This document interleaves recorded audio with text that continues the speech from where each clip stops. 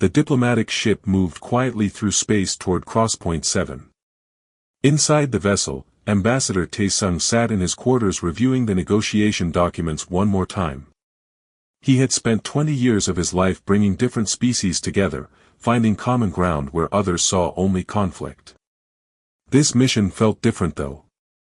The Velthrak Collective had been hostile to humanity for 2 decades, and now they wanted to talk. It seemed too good to be true. His advisor Ji-won knocked on the door and entered with a cup of tea. She was young but brilliant, and Taesung trusted her judgment completely. They had worked together for 5 years, and she understood the delicate nature of interspecies diplomacy better than anyone he knew. She placed the tea on his desk and sat down across from him. "Are you worried?" she asked quietly. Taesung smiled and shook his head. "No more than usual. Every negotiation carries risk. But, if we can secure a trade agreement with the Velthrak, it opens up 17 new systems for human expansion. Our colonies need those resources." Ji-won nodded, but her expression remained concerned. Their military escort seemed excessive. 20 warships just to guide us to a neutral station. "They are cautious people," Taesung replied. "We would do the same in their position. Trust must be built slowly." Down in the security section, Officer Daeho ran another check on the ship's defensive systems. He was a practical man who believed in preparation. The Velthrak made him nervous, but he kept those feelings to himself. His job was to protect the delegation, and he would do that job no matter what happened. He reviewed the emergency protocols again, making sure every team member knew their evacuation routes.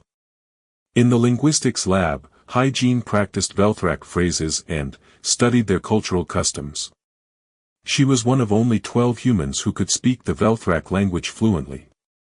Their clicking, chittering speech patterns were difficult for human vocal cords to reproduce, but she had spent years mastering the sounds. Understanding their language meant understanding how they thought, and that knowledge would be crucial in the negotiations ahead. The ship docked at Crosspoint 7 3 days after leaving Earth space. The station was massive, a neutral territory maintained by the Galactic Commerce Guild. Hundreds of species used it for trade and diplomacy. As the airlock connected, Taesung straightened his formal robes and prepared to meet the Velthrak representatives. The Velthrak High Emissary waited in the docking bay with his entourage. He stood nearly 7 feet tall, his chitinous exoskeleton gleaming under the station lights. His compound eyes reflected multiple images of the approaching humans. When he spoke, his translator device rendered his clicking speech into standard human language. "Ambassador Taesung. Welcome to Crosspoint 7. We are pleased that humanity has agreed to these discussions." Taesung bowed respectfully. "High Emissary. Thank you for this opportunity. My people hope that we can build a lasting peace between our civilizations." The formalities continued for another hour as both delegations settled into their assigned quarters. The station provided neutral meeting rooms equipped with translation technology and recording devices.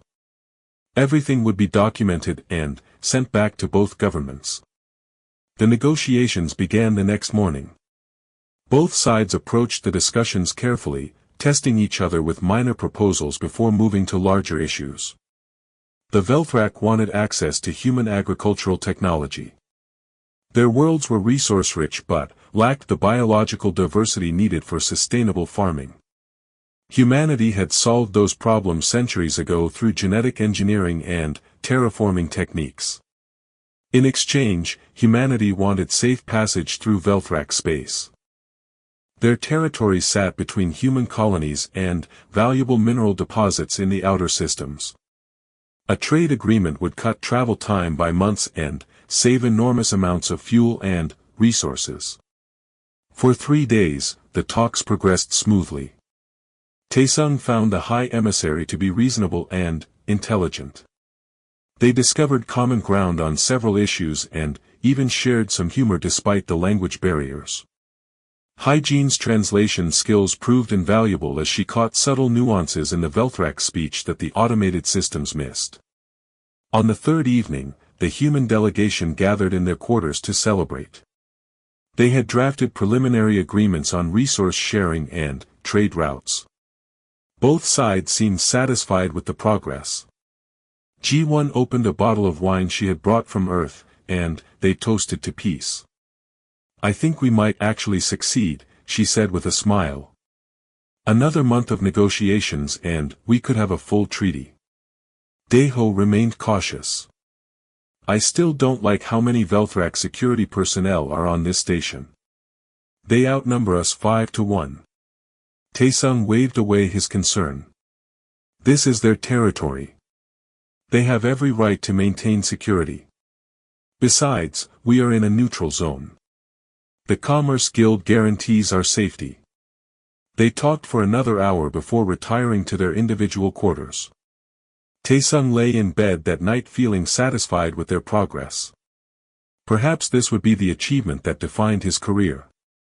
Peace between humanity and the Velthrak Collective would save countless lives and open new possibilities for both species.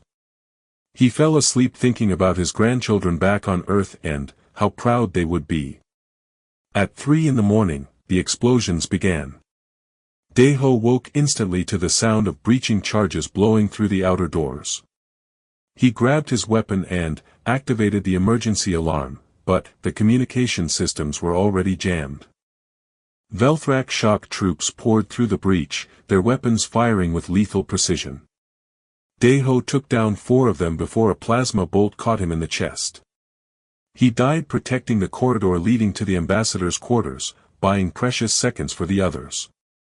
G1 heard the gunfire and ran to Taesung's room. She found him already awake and trying to reach the communications panel. Her fingers flew across the emergency beacon controls, activating the distress signal that would reach human space. A Velthrak soldier appeared in the doorway and shot her before she could finish entering the final codes. She fell across the console, her blood activating the transmission with her dying breath. Hygiene watched from her hiding spot in the ventilation shaft as Velthrak troops dragged Taesung into the main common area. They set up recording equipment and broadcast systems. The High Emissary himself entered the room, but now he wore military armor instead of diplomatic robes. "Humanity thinks it can negotiate with the Velthrak as equals," the High Emissary announced to the cameras. "You are insects beneath our feet. This is what happens to those who show us disrespect." They forced Taesung to his knees. The old diplomat looked directly into the camera with dignity and courage. His last words were calm and clear. "Tell my family I love them. Tell humanity that peace is always worth pursuing, even when others choose violence." The High Emissary executed him personally, the plasma discharge burning bright in the recording. The footage was transmitted across known space within minutes. Hygiene covered her mouth to silence her sobs as she crawled deeper into the maintenance tunnels. She was the only survivor, and she knew that humanity would need her testimony. The emergency beacon G1 had activated would bring help, but it would take time. She waited in darkness for 18 hours until human patrol ships arrived. By then, the Velthrak forces had evacuated the station, leaving behind only bodies and evidence of their treachery. The footage reached Earth Command within 6 hours of the transmission. Military officials watched in stunned silence as Ambassador Taesung was executed on live broadcast.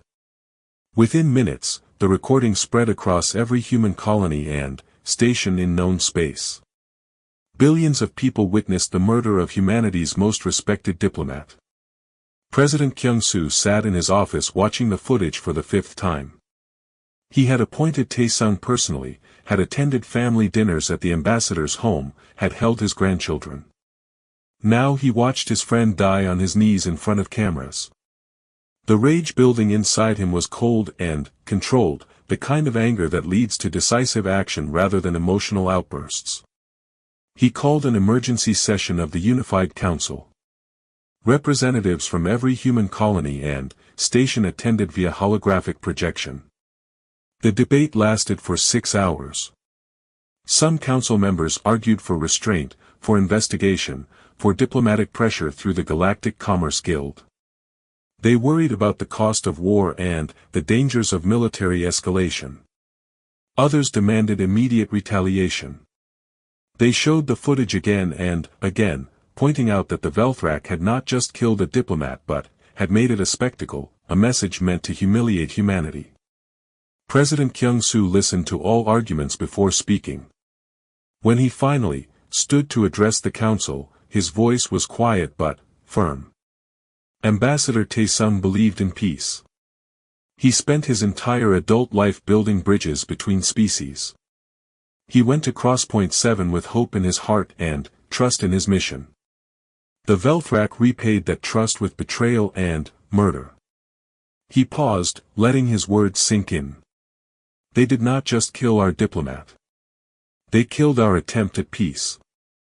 They declared that humanity is beneath them, that we are insects to be crushed. I will not allow that declaration to stand. He looked around the virtual chamber at the faces of humanity's leaders. I am invoking Article 7 of the Unified Charter. We are now in a state of total war with the Velthrak Collective. Our objective is not conquest. It is the complete dismantling of their government and military. They will learn that humanity does not tolerate those who murder our peace. The vote was not unanimous, but it passed with a significant majority. Within an hour, mobilization orders went out to every military installation in human space. Admiral Bora received her orders while commanding the 3rd Fleet on patrol duty near the outer colonies. She was a career officer who had served for 30 years, rising through the ranks through skill and dedication. She had fought pirates and smugglers but never experienced full-scale war. That was about to change. Her orders were clear and comprehensive. She was to assemble the largest battle fleet in human history and take it deep into Velthrak territory. Rules of engagement were simple: any Velthrak military target was to be destroyed without mercy. Civilian populations were to be spared when possible, but military objectives took absolute priority. She called a meeting of her senior commanders. They gathered in the fleet flagship's conference room, their faces grim as they reviewed the tactical data. We have 2 weeks to assemble at Rally Point Omega, Bora told them. Fleet Command is redirecting ships from every sector. By the time we reach Velthrak space, we will have over 300 warships. Carrier groups, dreadnoughts, destroyer squadrons, and support vessels. Captain Jean Ho, commander of the fighter wing, studied the star charts. That is the largest fleet deployment since the colony wars. The Velthrak have numbers on us though. Intelligence estimates they have at least 600 military vessels. Bora nodded. They have numbers. We have something better. We have purpose. Every person in this fleet knows why we are fighting. That gives us an edge they cannot match. Across human space, the mobilization accelerated. Shipyards that normally built cargo vessels and colony ships retooled for warship production. Engineers worked triple shifts installing weapons systems and armor plating.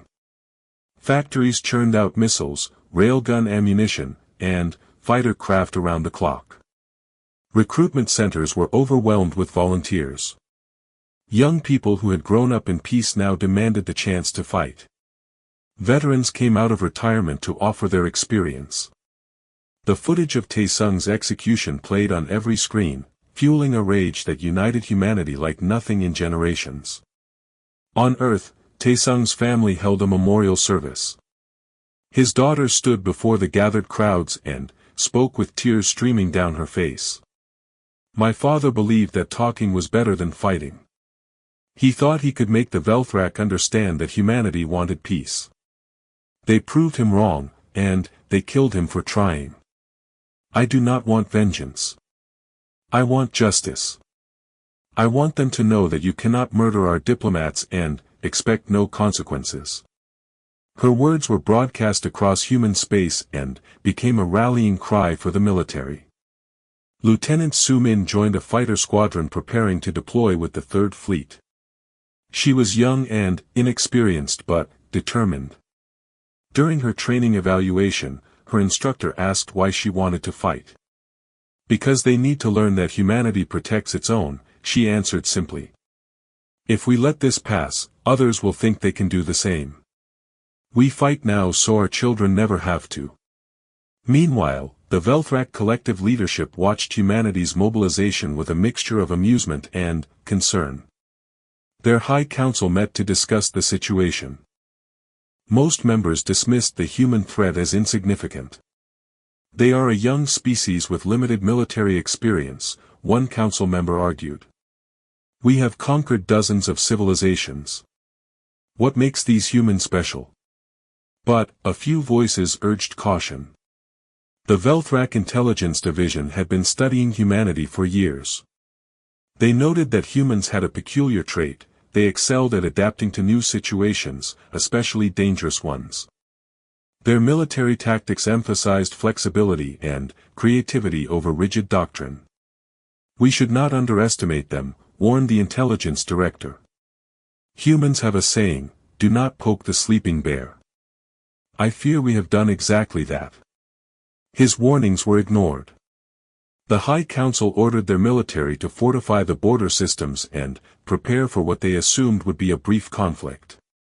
They expected humanity to launch a few retaliatory strikes before agreeing to negotiations. The idea that humans would commit to total war seemed absurd to them.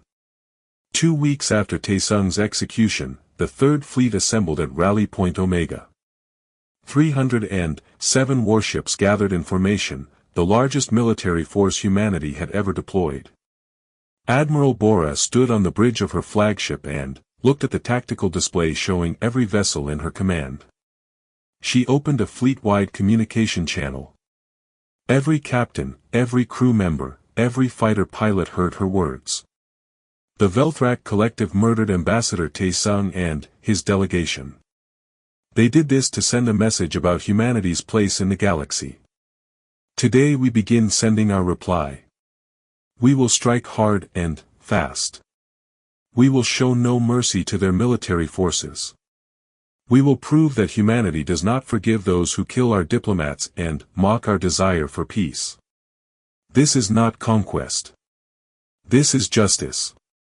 All ships prepare for hyperspace jump. We go to war.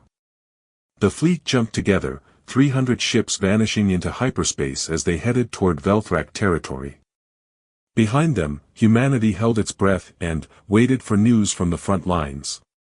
The Third Fleet emerged from hyperspace at the edge of the Carries system, the first major Velthrak military installation inside their territory. Admiral Bora sat in her command chair studying the tactical displays. The enemy had 14 warships defending the system along with orbital defense platforms and ground-based weapons. All ships to battle stations, she ordered calmly. Fighter wings launch. Dreadnoughts move to firing positions. Execute Attack Plan Alpha. The human fleet moved with practiced precision. The massive dreadnoughts advanced slowly, their heavy armor designed to absorb enemy fire while their powerful weapons charged. Behind them, carrier groups launched hundreds of fighter craft. Destroyer squadrons spread out to cover the flanks. The Velthrak defenders responded immediately, moving to intercept. Their ships were built differently from human vessels, with lighter armor but more weapons. They relied on speed and firepower to overwhelm enemies. The battle began with long-range missile exchanges. Thousands of projectiles streaked through space, point defense systems trying desperately to shoot them down. Explosions lit up the darkness as ships on both sides took hits. Captain Jinho led his fighter squadron into the chaos. His pilots flew in tight formations, covering each other as they engaged enemy fighters. The Velthrak craft were fast and deadly, but human pilots had trained for exactly this kind of combat. Stay on your wingmen, Jinho called over the comm system. Watch your six and call out targets. Remember your training. He locked onto a Velthrak fighter and fired, his weapons tearing through its thin armor. The enemy craft exploded in a ball of flame. All around him, his pilots engaged in desperate dogfights, laser fire and plasma bolts creating a deadly light show. Lieutenant Su Min found herself in trouble when 3 enemy fighters focused on her position. She twisted and rolled, trying to shake them off, but they stayed locked on her tail. Her warning system screamed as missiles launched toward her. "I have multiple bogeys on my 6, she called out. "Could use some help here." Jin Ho and 2 other pilots broke off their attacks and dove toward her position. They came in from above, catching the Velthrak fighters by surprise. In seconds, 2 enemy craft were destroyed and the 3rd broke off to escape. "Thanks for the save," Su Min said, her voice shaking slightly from the adrenaline. "Stay alert," Jin Ho replied. "This is just the beginning."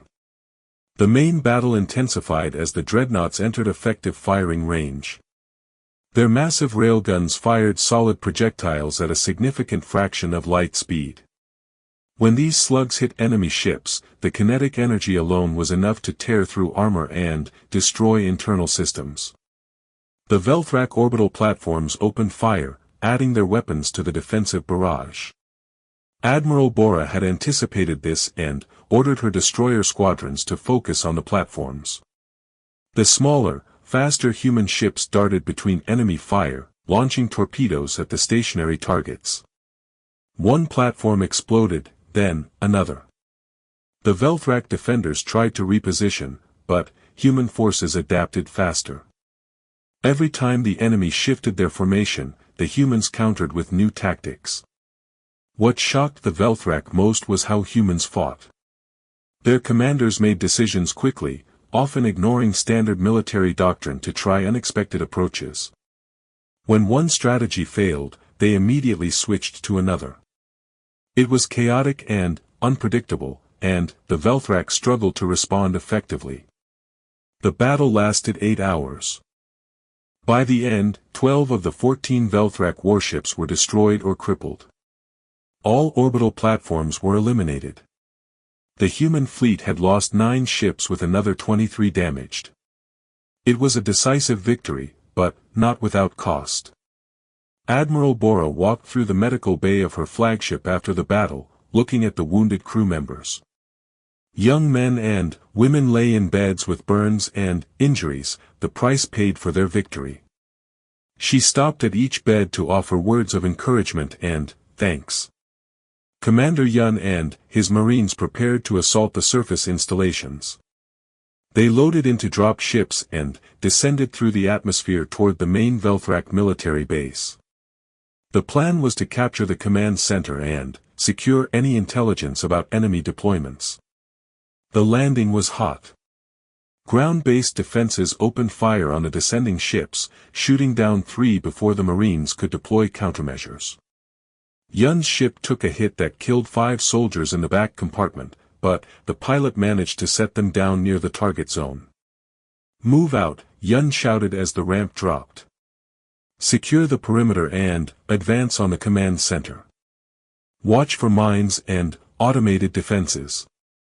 The Marines moved through the Velthrak base with professional efficiency. They had trained for urban combat in alien environments, and that training showed. When they encountered resistance, they used combined arms tactics, heavy weapons to suppress while assault teams flanked and eliminated threats. The Velthrak defenders fought bravely but were overwhelmed by superior tactics and firepower. Within 6 hours, the base was secured. Yun entered the command center and found it abandoned except for computer systems. His tech specialists immediately began downloading data. "Get everything," he ordered. "Fleet deployments, supply routes, command codes, everything they have. This intelligence will save lives in the battles ahead." After securing Carey's Prime, Admiral Bora ordered the fleet to broadcast a message on all Velthrak frequencies. Hygiene, the survivor from Crosspoint 7, stood before the cameras to deliver it. Her voice was steady but, her eyes showed the pain she still carried. You killed our diplomat. You murdered Ambassador Taesung and his delegation because you thought humanity was weak. This is our answer. Surrender your military forces and face justice, or continue fighting and be destroyed. The choice is yours, but know this, humanity will not stop until the Velthrak Collective is no more. The message was broadcast repeatedly as the fleet moved to the next target system. Over the following months, the pattern repeated. The Third Fleet struck 17 Velthrak systems, destroying military installations and capturing strategic locations. Each battle was different, each presented unique challenges, but the outcome was always the same. Human forces adapted and overcame while Velthrak defenders struggled to counter their unpredictable tactics. Captain Jinho became an ace pilot, personally destroying 23 enemy fighters. His squadron developed a reputation for impossible missions and always succeeding. They painted Taesung's name on their fighters as a reminder of why they fought. Lieutenant Sumin grew from an inexperienced rookie into a skilled combat pilot. She learned to trust her instincts and her training. During the Battle of Tarak Station, her weapon systems failed during a critical engagement. Rather than retreat, she rammed her damaged fighter into an enemy carrier's bridge, destroying the command structure and causing the entire Velthrak fleet in the system to fall into disarray.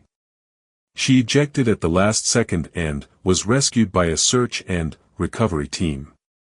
When Admiral Bora visited her in medical, Sumin apologized for destroying her fighter.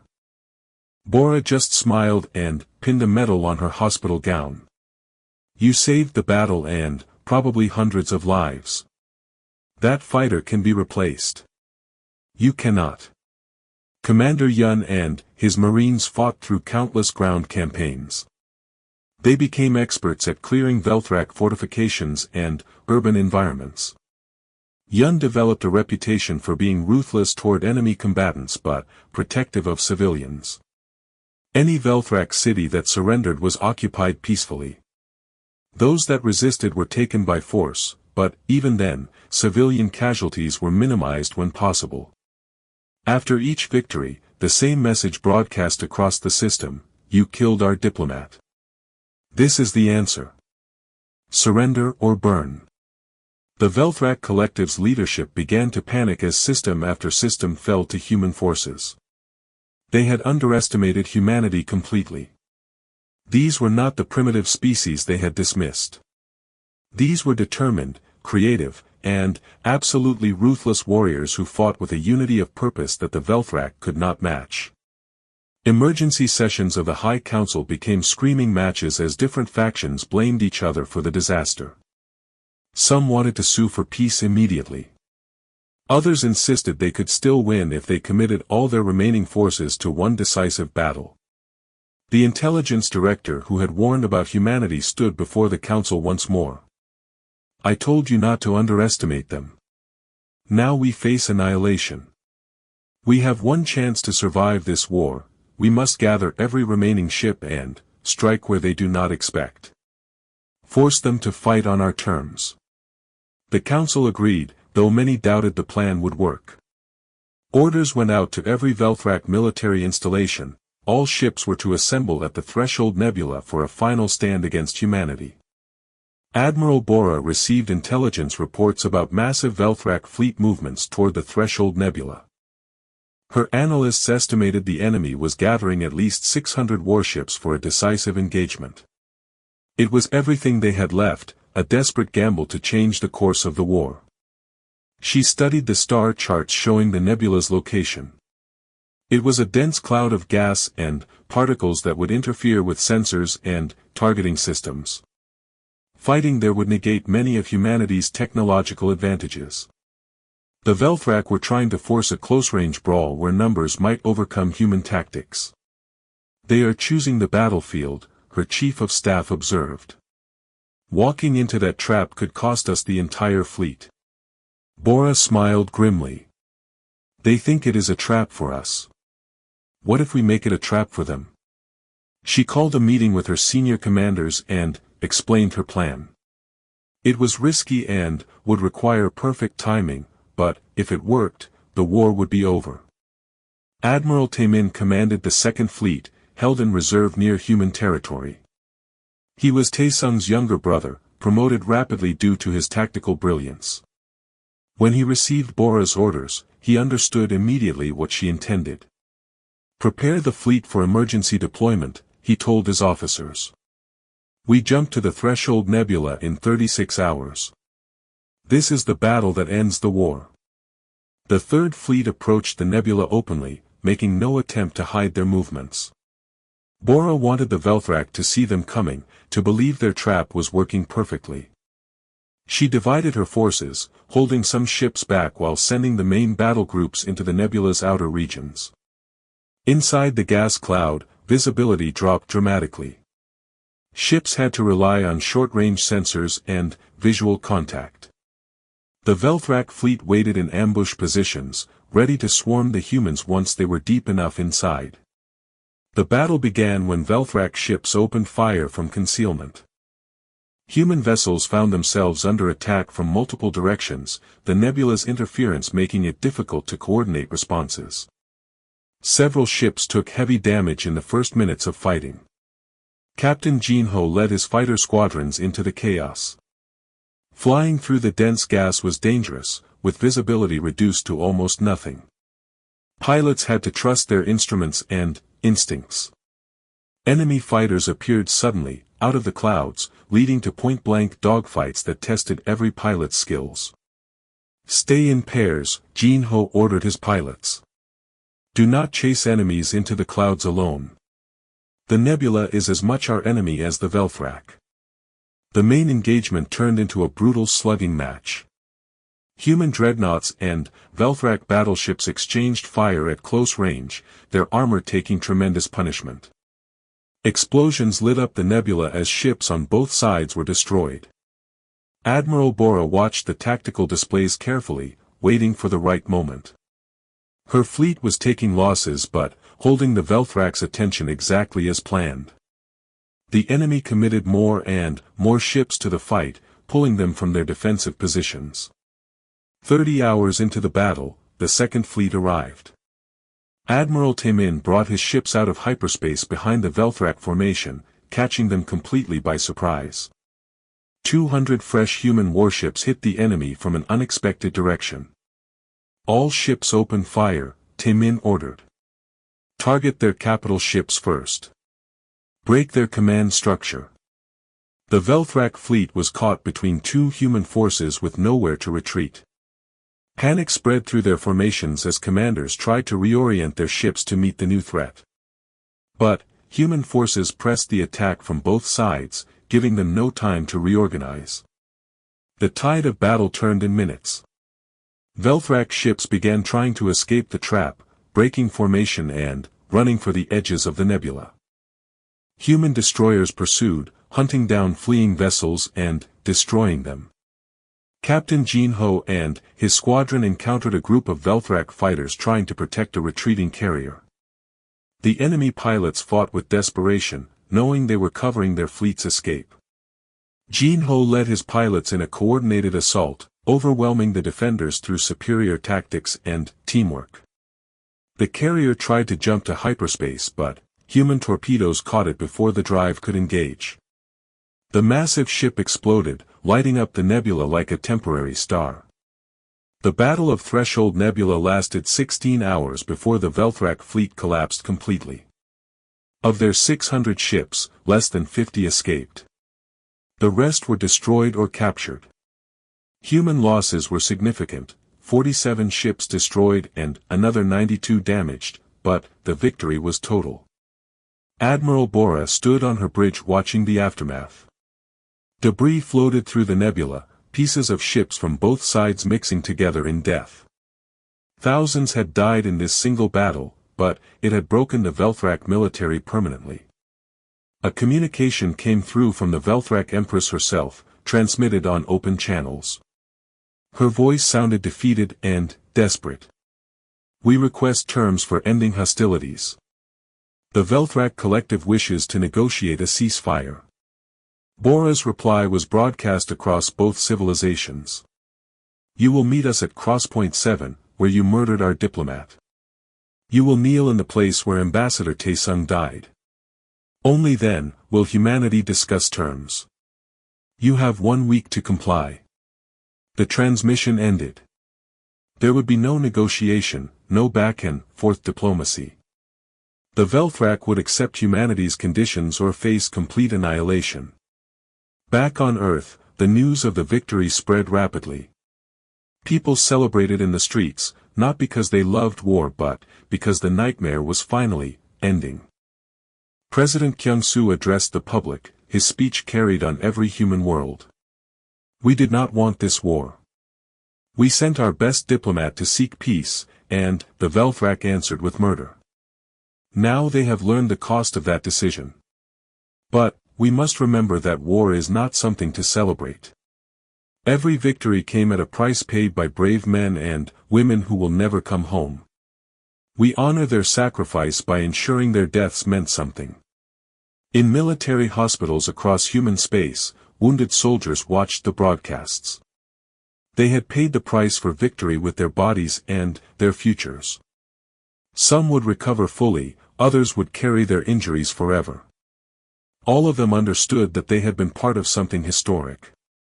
Young journalist Young Jae published a series of articles about the human cost of the war. He interviewed families who had lost loved ones, soldiers dealing with trauma, civilians whose lives had been disrupted by the military mobilization. His work reminded people that even just wars carry terrible prices. His sister, Dr. Eun-ji, treated wounded soldiers every day. She saw young people broken physically and mentally by combat. In her reports to Military Medical Command, she documented the psychological toll the war was taking. Many soldiers would need years of treatment to recover from what they had experienced. Admiral Taemin visited his brother's memorial on Earth before returning to his duties. He stood before the statue in silence, thinking about the man who had raised him after their parents died. Taesung had believed in peace, had dedicated his life to finding nonviolent solutions. Now his younger brother had won a war in his name. I hope you would understand why we did this, Taemin said quietly to the statue. They did not give us another choice. The week passed quickly. The Velthrak prepared to send their delegation to Crosspoint 7. The High Council argued about who should go, who should bear the humiliation of surrender. Finally, the Empress herself decided to lead the delegation. If her people must face defeat, she would face it with them. Admiral Bora took her flagship to Crosspoint 7 along with an honor guard of warships. The station had been repaired since the massacre, but the room where Taesung died remained unchanged, preserved as evidence for potential war crimes trials. The final confrontation was about to begin. Crosspoint 7 station felt different now. Where diplomats once gathered in hope, warships now surrounded the structure in a show of force. Admiral Bora stood in the main docking bay watching as the Velthrak delegation's ship approached. Behind her, President Kyung-soo and Admiral Taemin waited with Hygiene, the lone survivor who had witnessed Ambassador Taesung's murder. The airlock opened and the Velthrak Empress emerged with her advisors. She looked older than her official images suggested, her carapace scarred from recent battles.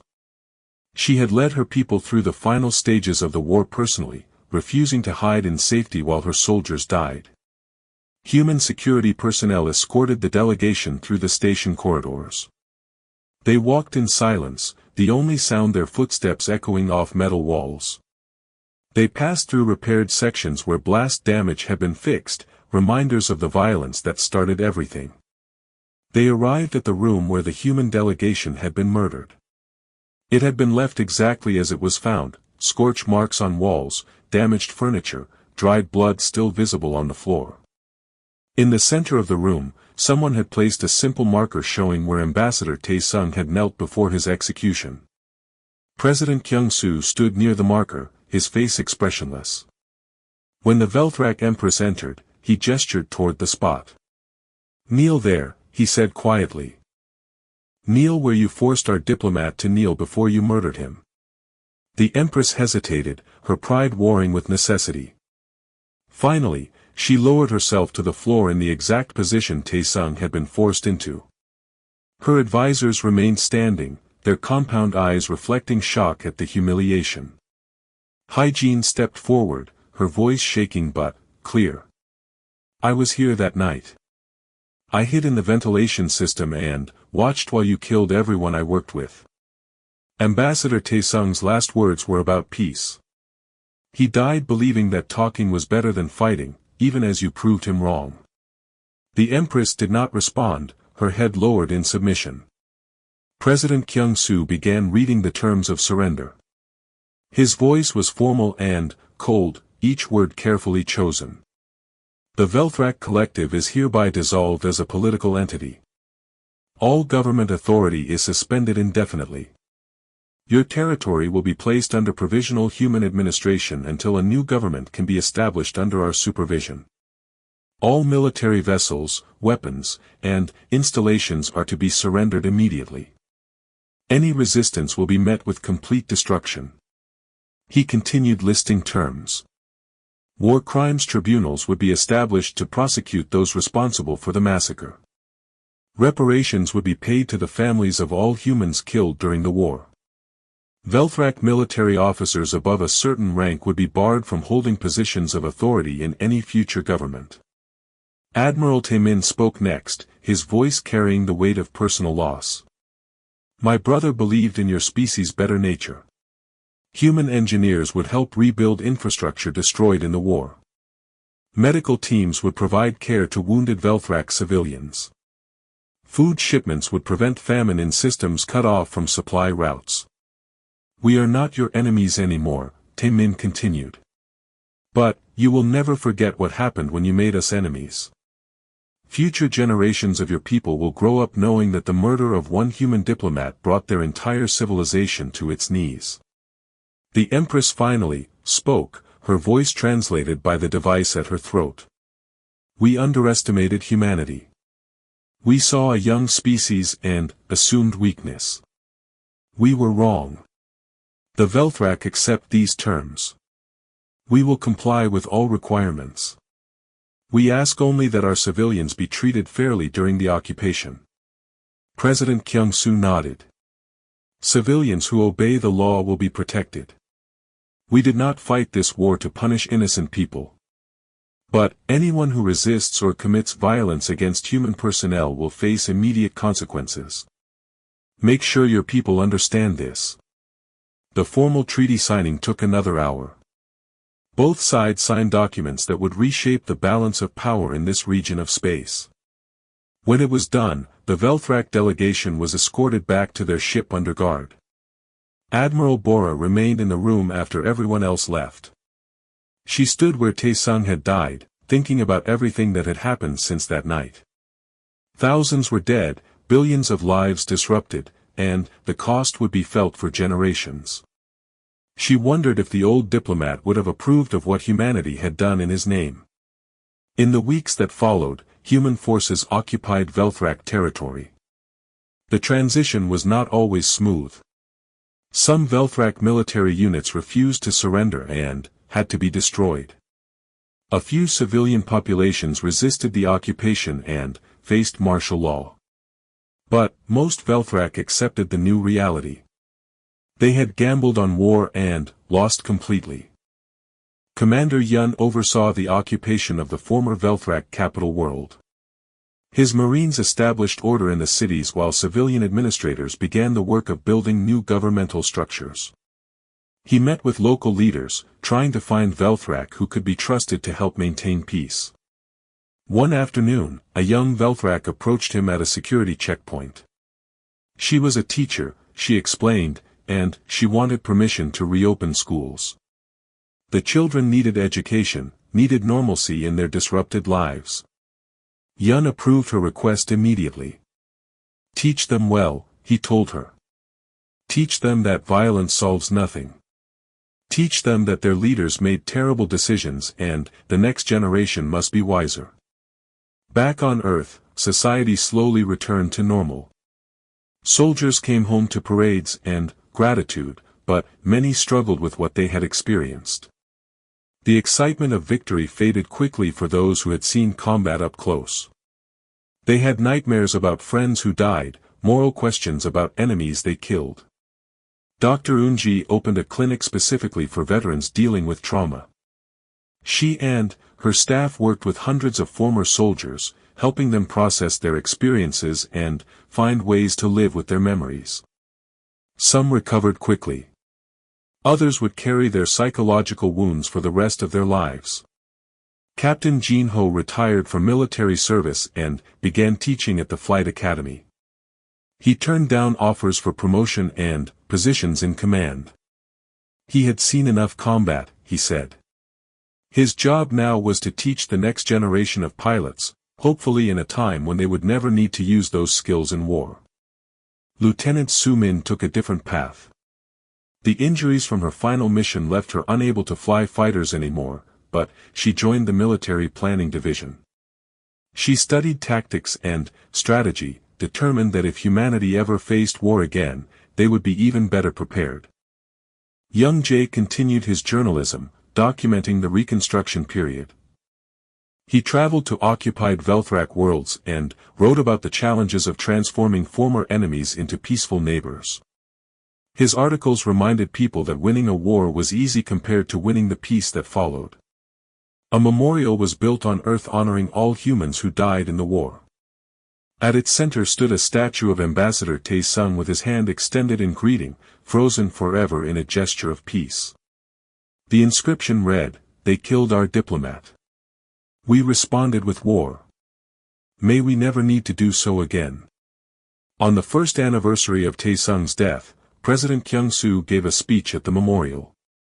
Thousands attended in person while billions watched across human space. "We did not want this war," he told the crowd. Ambassador Tae-sung certainly did not want it. But, when the Velthrak chose violence over dialogue, chose murder over negotiation, we had no choice but to respond with overwhelming force. We proved that humanity will not tolerate those who mistake our desire for peace as weakness. He paused, looking at the statue of the fallen diplomat. But, now comes the harder work. War destroys. Peace builds. We must help the Velthrak rebuild their society into something better than what it was. We must prove that our victory was not just about military might but about our values. We must show that humanity knows how to win wars and how to win the peace that follows. Years passed. The occupation gradually transitioned into a partnership. Velthrak society changed fundamentally, their militaristic culture replaced by one focused on trade and cooperation. A new generation grew up learning about the war as history, seeing humans not as conquerors but as the force that saved them from their own leaders' mistakes. Admiral Bora retired and wrote a memoir about the war. In her final chapter, she reflected on what humanity had accomplished and what it had cost. "We proved we could fight," she wrote. "We proved we could win against superior numbers through superior tactics and unwavering determination. But, the real question was never whether we could win the war. It was whether we could win it without losing ourselves in the process. I believe we succeeded, but barely.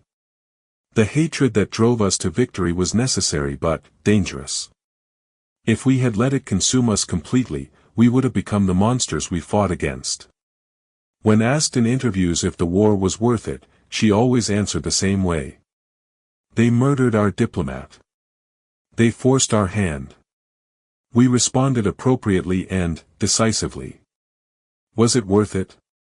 Ask the families of those who died. Ask the soldiers who came home broken. Ask the Velthrak children who now attend schools teaching peace instead of conquest. There is no simple answer. War is never worth it, but sometimes it is necessary. That is the burden we must carry." On the 10th anniversary of the war's end, a joint memorial service was held on Crosspoint 7. Humans and Velthrak gathered together to honor all who died in the conflict. The room where Ambassador Tae-sung was murdered had been converted into a peace museum, its walls displaying exhibits about the war and its aftermath. Hygiene, now elderly, stood before the gathered crowds and spoke about her memories of that terrible night. Her voice was steady, the years having given her distance from the trauma. Ambassador Taesung believed that every species had the capacity for peace. The Velthrak proved him wrong by murdering him. But, in the years since, they have proven him right by building a better society from the ashes of the old one. Perhaps that is his real legacy, not the war that followed his death, but the peace that eventually grew from it. A young Velthrak stepped forward, a student who had been born after the war. She spoke in halting but clear human language. My generation learns about the war as a cautionary tale. We learn what happens when leaders choose violence over dialogue. We learn the cost of pride and arrogance. We learn that humanity, though they desire peace, will fight with terrible efficiency when forced to do so. We remember Ambassador Taesung not as a victim but as a symbol of what we should have chosen. His death was a tragedy. What came after was justice. What we build now is redemption. The ceremony ended with a moment of silence. Humans and Velthrak stood together, former enemies now partners in building a future neither could have imagined when the war began. The galaxy learned from what happened. Other species watched how humanity responded to provocation and remembered. Humanity's reputation changed from that of peaceful traders to a civilization that would negotiate in good faith but respond with devastating force when betrayed. No one ever made the mistake of underestimating humanity again. And no one ever killed another human diplomat.